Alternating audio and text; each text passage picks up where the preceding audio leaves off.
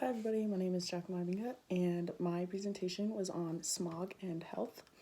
I mainly put my main points as industrial smog, photochemical smog, inversions, and atmospheric brown clouds, and then I tried to tie in the pollutants that are causing all of this smog, and I also talked about how we need to be stewards and use our biblical responsibilities in order to maintain all of these harmful effects. Composed of nitrogen oxides, sulfur oxides, smoke, and other particulates, smog is a very dangerous, intense air pollution. It first occurred in the early 20th century when the Industrial Revolution was happening, and this was in London, and this is when the Great Smog occurred, and over 4,000 people died because the air was too thick, and an inversion happened, and people just couldn't breathe, and ultimately, this was caused by what is called industrial smog. And this was my first point. So industrial smog is an irritating grayish mixture of soot and sulfurous compounds and water vapor. And this is mostly found in like European countries and China because this is where the industries are booming and this is where the coal is being used as a primary source. The next one is photochemical smog. And photochemical smog is when sunlight acts on vehicle pollutants. So this means that it's most likely to happen in bigger cities like Los Angeles because there's more vehicles going around. Weather conditions have a direct effect on these two smogs. In normal weather conditions, these portray like daytime air when daytime air strikes the earth and obviously the heat starts to rise. However, there are times when a warm air layer occurs above a cool air, and this is when an inversion occurs. And this is when the high pressure air moves in and it ultimately traps the air. And these pollutants can build up to very dangerous levels. Next is atmospheric brown clouds, and these are just murky clouds that are caused by pollution from forest fires, from fossil fuels burning, and ultimately from millions of household stoves that are burning.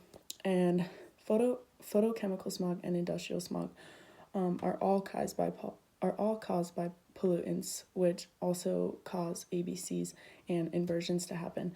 And there's 7 primary pollutants, which are particulates, volatile organic compounds, or VOCs, carbon monoxide, nitrogen oxides, sulfur oxides, lead, and air toxics. And the secondary pollutants include ozone, peroxycytyl nitrates, sulfuric acid, and nitric acid. Not going into detail into any of these, but they are all very dangerous and they can all be a threat to human health.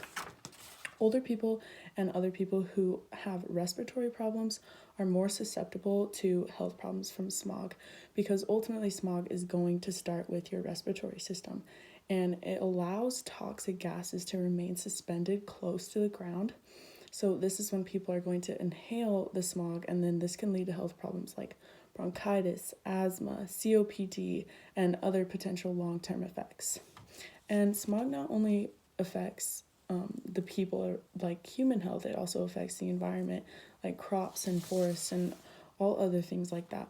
So the US enacted the Clean Air Act in 1990, and this was to regulate emissions of air pollutants so that the ambient criteria pollutants would remain below the primary standard levels.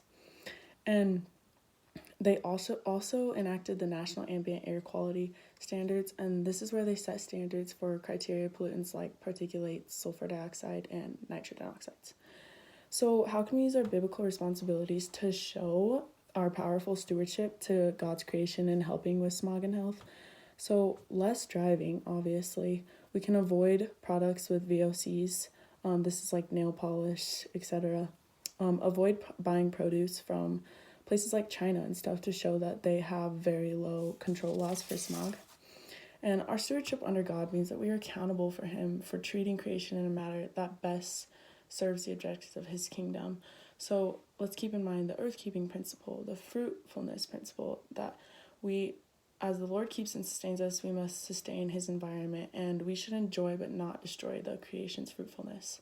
Smog is still a continual hazard around the world, but there are many things that we can do to help.